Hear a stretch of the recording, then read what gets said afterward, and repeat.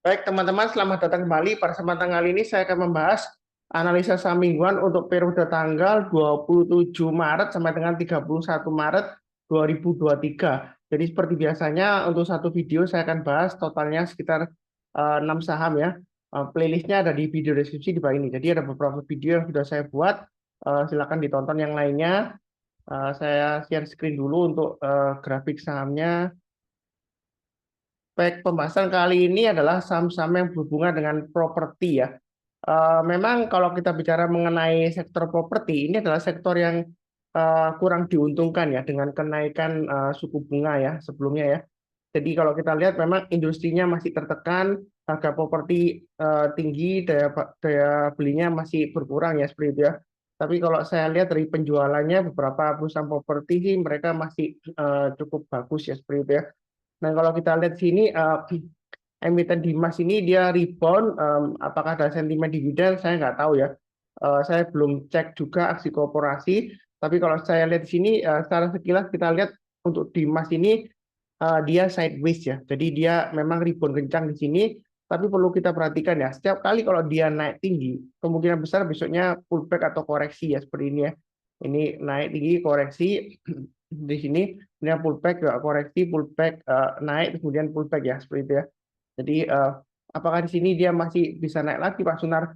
Nah, kalau kita mundur ke belakang ya untuk Dimas ini kalau dia dari atas ke bawah ya, jadi dipotong ke bawah ya, dari atas memotong 168 ke bawah. Nah, kemudian kalau dia sudah berhasil ditutup ke atas 168 lagi, dia masih ada peluang untuk naik terus sampai paling tidak di 177 ya. Memang fluktuasinya tinggi ya, jadi hati-hati juga karena ekornya bisa panjang ke atas ya. Jadi kalau Anda nggak sempat jual, bisa jadi Anda bisa nyangkut ya, karena seperti ini ya. Ekor panjang Anda kalau nggak sempat jual, Anda bisa nyangkut ya. Sini juga ekornya lumayan panjang di sini. Jadi seringkali memang membentuk ekor panjang untuk di emas ini. Jadi jangan lupa pasang eh, trailing stopnya. Kalau sudah naik tinggi, Anda pasang, atau Anda langsung pasang target price-nya sekitar 175-an ya di sini ya. Kalau kita lihat high-nya terakhir di 3 Maret 175 ya, setelah dia naik tinggi ekor panjang kemudian 175. Nah, memang di sini kalau kita lihat dia range-nya nggak terlalu tinggi ya, nggak terlalu lebar ya seperti itu ya. Jadi kalau mau buy sekarang boleh aja atau tunggu area buy on weakness lagi di bawahnya ya. Jadi buy on weakness itu kalau kita lihat di sini ini 164 adalah area dari low sebelumnya di sini ya. Memang sempat ditembus ke bawah ya minggu lalu ya di bawah 164. Jadi kalau mau buy on weakness tunggu aja di 164. Artinya kalau dia pullback turun di bawah 164 atau nyentuh ya. Kemudian kalau besoknya dia rebound atau menjelang penutupan dia berhasil mantul ke atas, di sanalah tempat kita untuk buy. Itu buy weakness untuk Dimas ya. Ini saya kasih kotak merah di sini untuk area buy weakness ya. Jadi setiap kali kalau di grafik saya itu saya kasih kotak merah di sini itu tandanya untuk area buy on weakness-nya ya. Kalau yang mau buy on weakness ya seperti itu ya. Uh, Oke, jadi kurang lebih seperti itu untuk Dimas masih cukup menarik, tapi volumenya masih kurang ya, walaupun dia sudah mulai naik di sini ya. Untuk Dimas cukup. Oke, berikutnya untuk Best. Jadi kalau kita perhatikan di sini, Best dia sedang testing area supportnya 130. Yang menarik dari Best ini kalau kita lihat memang jangka pendeknya dia masih cenderung downtrend ya. Tapi kalau kita lihat area 130 ini adalah area yang menarik karena kalau kita lihat sebelumnya ya, dia dari bawah dia berusaha bangkit gagal ya. Jadi ini resistennya 130. Nah, sekarang dia sedang testing 130. Jadi hari Kamis dia sempat nyentuh 140, kemudian Jumatnya dia terkoreksi ya, masih di banyak MA20-nya. Jadi untuk base ini, kalau mau buy sekarang boleh, tapi jangan terlalu banyak ya, karena dia masih testing area support. Nah, kalau dia naik lagi atau break ke atasnya MA20-nya, MA20 saat ini di 138,4 ya. Jadi kalau dia berhasil naik lagi ke atas 140, ini garis saya ya, Anda boleh tambah lagi atau average up target price berikutnya di 153 dan 170. Nah, perlu saya tekankan di sini target price itu bukan berarti kalau dia nyentuh atau tembus ke atas kemudian langsung take profit, tidak ya. Jadi kalau selama dia uptrendnya masih bagus, belum kena trailing stop, ya kita lebih baik hold dulu ya seperti itu ya. Jadi selalu pasang automatic order untuk trailing stopnya dan stop lossnya. Kurang lebih seperti itu untuk emiten best. Oke, berikutnya untuk saham properti BSDE. Nah, BSDE ini kalau kita lihat trading range-nya ya, ini lumayan rapi ya. Ada di dua area di sini, 930, 960, 960, 980. Kemudian 980 ke atas dia bisa sampai 1015-an kurang lebih ya. Jadi kalau kita perhatikan di sini dia sudah testing MA20-nya. Artinya MA20-nya ini sudah dipotong ke atas ya. Jadi di close di atasnya MA20-nya. Jadi ini cukup menarik kalau mau buy BSDE, memang ekornya panjang ke atas ya. Nah, kita jangan terlalu takut juga kalau ekornya panjang ke atas ya. Yang penting adalah kita ikutin aja trading range di sini. Kalau misalnya nggak buru-buru, Pak Sunar, saya maunya buy on weakness ya, Anda tunggu aja di area 930 ya. Seperti itu ya. Kalau di bawahnya 930 saya nggak menyarankan karena ini sebelumnya dia sideways-nya lama ya di 885 sampai 930 ya. Jadi sekalian kalau Anda mau tunggu di bawah ya tunggu di 885 ya seperti itu ya. Tapi saran saya sih kalau buy weakness tunggu aja di 930 aja lebih enak. Kalau 885 terlalu bawah ya seperti itu. Jadi buy weakness itu kalau dia nyentuh atau dipotong ke bawah, kemudian besoknya atau menjelang penutupan hari itu ya sorenya ya menjelang penutupan, kalau dia sudah berhasil naik ke atas 930, janganlah kita untuk buy. Nah, buy sekarang boleh tapi jangan terlalu banyak. Sistemnya average up ya. Jadi kalau naik lagi ke atas 980 tambah lagi. Kemudian di sini ada checkpoint high-nya antara 980 dan 1015 ya. Di sini di 995. Jadi kalau dia naik lagi, kita boleh tambah lagi atau average up ya, seperti itu ya. Jadi trading itu mudah kalau sudah dikasih informasi trading range-nya, supportnya di mana, resistennya di mana ya. Kurang lebih seperti itu untuk saham properti ya, untuk BSDD. Oke, berikutnya masih saham properti yaitu untuk ASRI ya. Jadi kalau kita perhatikan untuk ASRI ini memang downtrend-nya masih cukup kuat ya. Jadi kalau mau buy sekarang, saran saya lebih baik tunggu ya. Memang kalau kita perhatikan sini, oh Pak Sunar, ini kalau kita lihat sini ada area supportnya loh. Ini sudah di area supportnya loh, dia sudah berhasil rebound ya seperti itu ya. Ini di 149 dia sudah berhasil rebound. Kalau kita lihat memang dia sebelumnya mantul di sini ya, kurang lebih di area 149 sampai dengan 152. Nah, apakah boleh buy sekarang? Ini terus terang aja masih belum ya. Saya lebih menyarankan tunggu aja kalau dia sudah berhasil naik ke atas 159 atau 160-an ya. Jadi ini masih resiko. Apalagi MA20-nya masih mengarah ke bawah, harganya masih di banyak MA20-nya. Jadi kita tunggu aja, paling cepat ya tunggu kalau dia memotong MA20-nya ya ke atas ya. Jadi 155,65 adalah MA20-nya, kalau dia naik ke atasnya 156, kita boleh mulai buy ya. Buy-nya bertahap aja, karena kalau kita lihat di sini, dia masih kecenderungan testing support 149 ya, dekat banget Mas Yan ya. Nah, misalnya kalau Anda sudah punya, Anda jangan lupa pasang stop loss-nya di 149 dan 144 ya. Kurang lebih seperti itu untuk asli. Kemudian berikutnya untuk CTRA. CTRA ini masih sideways ya. Jadi sideways-nya dia itu kurang lebih di sekitar area 920-an ya, sampai dengan 1020-an, 1015 sampai 1020. Jadi dia di tengah-tengahnya. Nah, kalau kita lihat, wah asing ini sudah mulai naik net buy-nya Pak Sunar asing. Ini yang panel bawah ini ya, yang gambar grafiknya kuning ini adalah net buy asing. Nah, di sini saya nggak lihat asingnya ya, saya lebih fokus ke pergerakan harga sahamnya. Jadi nggak peduli asing itu beli atau jual, ya seperti itu ya. Yang penting pergerakan harganya. Jadi kalau dia sudah berhasil rebound, mantul ke atas, kita barusan buy. Buy sekarang boleh, tapi saya perlu ingatkan ini memang agak lama ya. Seringkali dia naik turun, testing 910-an ya. Jadi lebih baik Anda tunggu di area sekitar 90 atau 920 kalau misalnya nggak buru-buru untuk TTRA ya. Jadi kalau dia turun kira-kira 910 atau 920, kalau dia rebound kita barusan buy. Target price terdekatnya sekitar 1000 sampai dengan 1020. Ya, kalau mau buy langsung boleh aja tapi buy-nya bertahap aja. Kalau turun jangan di every stone ya. Pasang trailing stop-nya dan stop loss. Jadi biasakan no every stone ya. Every stone itu adalah kebiasaan buruk ya seperti itu ya. Jadi kalau kita bicara mengenai trading atau investasi, jangan sampai kita itu melawan tren ya. Walaupun harganya murah, ya kita jangan sampai terjebak oleh yang namanya value trap ya. Jadi kurang lebih seperti itu untuk saham CTRA. Kemudian berikutnya untuk SMRA ya. SMRA ini kalau kita lihat memang asing jualan terus ya. Dan kita lihat ini sahamnya masih strong downtrend ya. Walaupun ini sudah mulai rebound mantul, tapi ini hanya sekedar technical rebound ya. Belum ada konfirmasi sebenarnya ya. Jadi kalau kita lihat sini, ini sudah jauh banget ya. Di sini nggak ada candle sama sekali, jadi ini downtrendnya masih strong banget.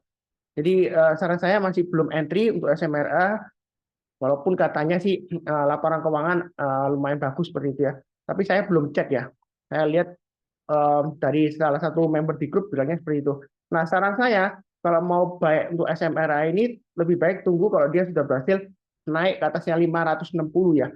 Karena bagaimanapun juga ya, saya itu prinsipnya kalau trading memang kita sukanya dapat harga murah ya di bawah ya. Tapi kita itu jangan sampai terjebak oleh yang namanya istilahnya itu value trap ya. Jadi murah, dia makin turun ya makin murah ya seperti itu ya. Nah, masalahnya kapan dia naiknya? Apakah dia akan berhasil naik lagi atau nanti bahkan turun terus sampai ke 50 ya seperti itu ya.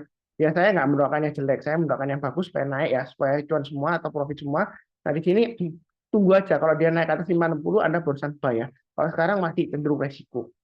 Memang sih kalau kita bicara mengenai mungkin ada yang sudah buy di bawah ya, spekulasi buy. Nah, nanti kalau naik ke atas, Pak Sunar ngapain tunggu-tunggu naik ke atas 560? Ini saya sudah buy di bawah.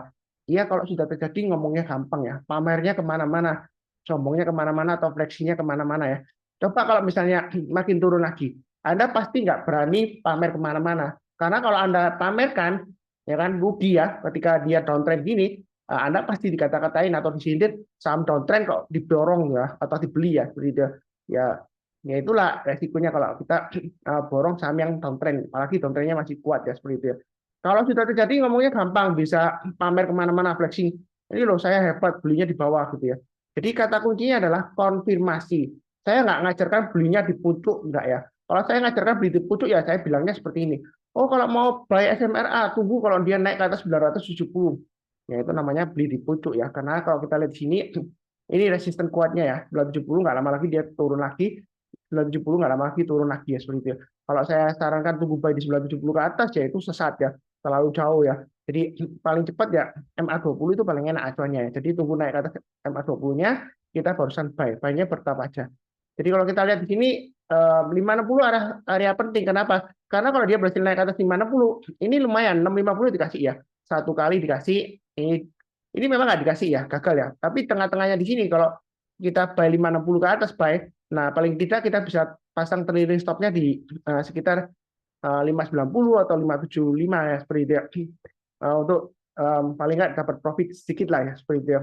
Tengah-tengahnya kalau misalnya dia gagal karena di sini dia 560 ke atas dia rebound, di sini juga dia kena 600 510 dia kemudian turun ya. Jadi kita bisa pasang trailing stopnya di 590 kalau dia misalnya sudah 600 ke atas gagal ya kita mulai jual kalau dia turun di banyak 590. Nah, kalau dia turun lagi di banyak 560 atau pakai acuan yang di sini 550 ya kita jual dulu semuanya lebih baik karena kalau dia turun lagi di bawah 550 dia akan resiko turun di banyak 498 ya low di sini ya. Dia akan testing lower low ya seperti itu ya. Jadi kurang lebih cukup ya untuk emiten properti.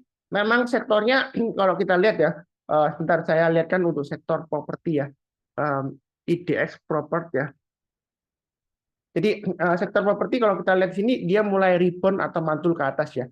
Tapi saya sudah sebutkan sebelumnya. Jadi kalau mau buy untuk sektor properti ini lebih baik tunggu aja kalau dia naik ke atas 685 ya. Karena kalau dia sudah berhasil naik ke atas 685 ya kan, paling nggak Anda dikasih sekitar 720. Ini indeksnya ya, bukan sahamnya ya. Indeks properti ya, jangan lupa ya. Jadi tunggu aja kalau naik ke atas 685. Jadi kemungkinan besar ini kan ada beberapa saham yang saya bahas tadi kan tunggu konfirmasi ya. Kalau dia naik kita berusaha buy ya seperti itu ya. Karena kalau buy sekarang itu masih cenderung resiko. Atau ya kalau mau paling cepat kalau curi start, kita lihat formasi double bottom di sini ya. Jadi strateginya kalau kita bicara mengenai fondasi dari analisa teknikal ya, history ya, masa lalu, sejarah ya, itu akan terulang kembali. Jadi berdasarkan pola-pola tertentu seperti ini double bottom ya. Nah, kalau dia breakout naik ke atas ya, di sana kesempatan kita untuk entry untuk sektor tersebut ya, karena ini analisa untuk sektornya. Dan kadang-kadang seperti ini juga seperti huruf P gini ya, kalau dia breakout lagi kita boleh buy. Ini juga sama, ini membentuk huruf P, tapi P-nya ini kita buy-nya kalau dia tunggu naik ke atas 685 aja lebih enak ya seperti itu ya. Karena kalau buy sekarang masih cenderung resiko, apalagi masih di bawahnya MA20-nya. Memang sebelumnya kalau kita lihat sini, oh Pak Sunar, kita lihat ini nanti naik loh ke atasnya MA20-nya ya. Sebelumnya dia montong ke atas sukses loh ya. Ya itu tadi, saya sering kali sebutkan ya, di saham itu jangan terlalu kaku. Jika sebelumnya itu berhasil, belum tentu kali ini berhasil juga ya. Jadi Anda jangan asumsi, wah ini nanti pasti potong ke atas lah MA20-nya, langsung borong sekarang. Belum tentu ya. Kita tetap tunggu konfirmasi. Karena bagaimanapun juga sudah terjadi itu ngomongnya gampang ya. Ya kan? Anda bisa flexing atau pamer kemana-mana kalau Anda belinya di bawah. Coba kalau dia turun lagi, ya kalau naik, kalau turun lagi, Anda kalau pamer Anda pasti dikata-katain saham downtrend kok dibeli ya seperti itu ya. Ya wajar aja Anda loss ya, karena trennya masih strong downtrend. Jadi kita butuh konfirmasi. Jangan takut ketinggalan, enggak ya. Yang penting adalah kita pasang trailing stop dan stop loss, selalu ada plan-nya, trading plan-nya itu selalu ada. Ya kurang lebih cukup ya. Seperti biasanya saya hanya mengingatkan kalau mau join grup saya di Telegram ya, Saham Profit namanya, tapi jangan sampai keliru grup yang lainnya. Memang banyak orang yang menirukan nama komunitas Telegram saya Saham Profit ya. Jadi mungkin namanya diplesetin, T-nya ditambahin atau M-nya disalah spellkan, pokoknya Saham Profit ya, PROFIT bukan PROV. VIT ya, pakai F ya, Profit ya bahasa Inggris ya. Jadi saya nggak menerima titipan dana, kemudian saya bukan PT ya. Jadi kalau ada yang bikin PT Saham Profit Indonesia itu bukan punya saya. Dia jualan rekomendasi saham, orangnya masih lebih muda dari saya. Memang dari dulu saya nggak ada niat untuk bikin PT Saham Profit ya. Jadi biarin lah orang lain bikin ya. Karena kalau kita bicara mengenai trademarknya Saham Profit, saya coba sudah pernah daftarkan juga di HAKI ya, itu ditolak karena Profits itu ada kesamaan dengan yang merek lainnya sudah terdaftar ya. Jadi nggak ada yang bisa klaim Saham Profit secara trademark ya.